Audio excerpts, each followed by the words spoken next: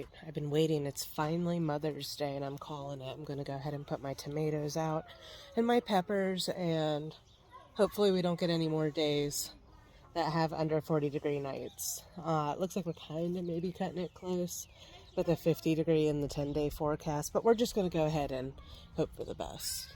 Last year I did accidentally grow a tomato forest. This year I'm going in with intention of growing a tomato forest. Going to use these as supports for string trellis, and I'm going to utilize French pruning, which is basically when you prune everything that is not producing fruit and you keep it heavily pruned so it's the main stock. It's supposed to result in more fruit in less space. So since I'm growing in raised beds in an urban backyard,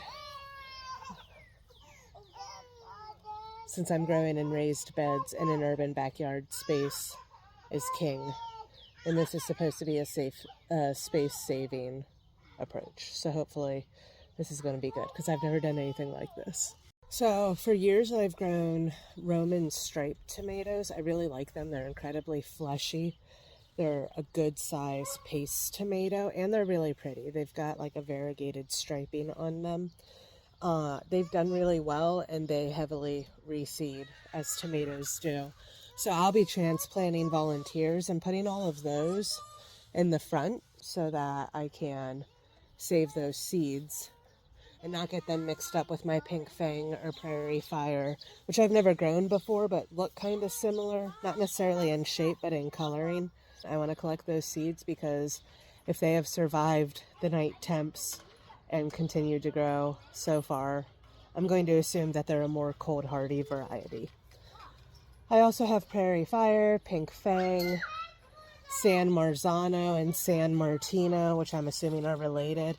And Baker Creek always sends you free seeds. You get one with every order, and then I don't know if it's every 10 packets or every $25 or what.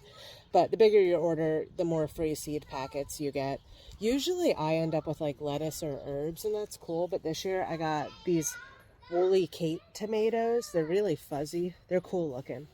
The fruit is yellow flesh but a really dark purple stripy rind or skin, I guess, and they're a cherry tomato variety, which we don't really eat a lot of, but I thought I didn't even like tomatoes until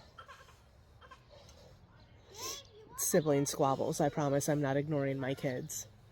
They're 10 feet away. But I thought I didn't even like tomatoes until I grew my own. Store-bought tomatoes are not tomatoes. So I'm just going to go through and pull out what doesn't belong here. We've got some lamb's quarter, which is actually edible. You can eat the seeds and the leaves. I have a friend that fries it up in bacon grease and they eat it a lot. I have carrots planted here. I had actually planted all the way down each side of this bed, but a lot of them didn't come up. But my seeds were old, and I'm not really good about storing my seeds well. So I kind of knew they maybe wouldn't all come up, and they definitely didn't. But that's okay, because that's more room for tomatoes. This looks like a marigold, but it can't be there. A rock, a screw, always a treasure hunt. My soil looks really dry on top, but not far down at all. It's pretty dark, pretty good. Once things are planted, it will hold moisture much better. Right now it's just kind of dry and baking in the sun because it's been waiting for plants for like 2 weeks. That'll be all right. I'll probably plant my tomatoes behind here to go straight up, and then squeeze some in over there because like none of the carrots came up. But then I'll keep the front over here and I'll go back in succession. So, and we'll have carrots just a little bit later than I had hoped to.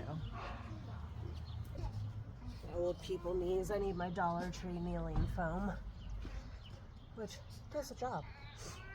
The $1.25 tree. There's a lot of borage in here, or I've heard some people say borage or barrage. I'm a redneck. I'm going to relocate some of these, but I'm also going to give some of them away because I do not need this many. Really, I do plenty fine with like 4, 1 in each corner. So the only thing I had in this garden last year was Roman stripes. So I know that all the seeds in here are likely to be that. So I'm just going to relocate and plant them where I want them.